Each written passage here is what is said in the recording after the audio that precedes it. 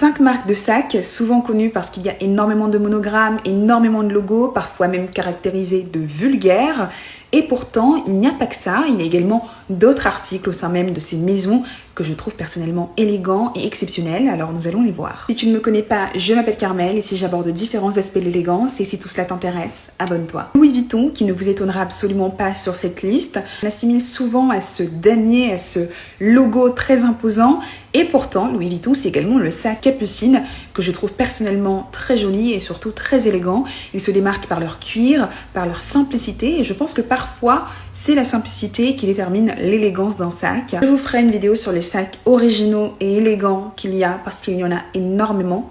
Petit aparté. Gucci, c'est un petit peu la même dynamique que Louis Vuitton. Il faut s'intéresser malgré tout à d'autres articles dans la maison parce qu'il y en a qui sont exceptionnels. Par exemple, il y a le sac Jackie que je trouve mais splendide. Il y avait également le bambou 1947, si je ne me trompe pas, qui est également très joli et plutôt marquant. Chez Versace, vous avez par exemple le sac Virtus.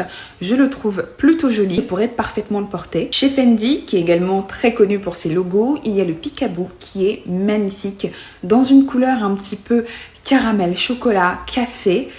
Incroyable, je l'ai vu porter plusieurs fois, je l'ai même vu en boutique, il est magnifique et il est d'ailleurs sur la liste de sacs que je souhaite avoir. Récemment, chez Saint Laurent, j'ai vu des sacs avec des logos énormes, même sur les lunettes, avec le logo Saint Laurent. Personnellement, ce n'est pas mon style, mais le sac de jour est un sac que je trouve particulièrement charmant. Pour le travail, je le trouve également parfait. Avec tout mon amour, Carmel.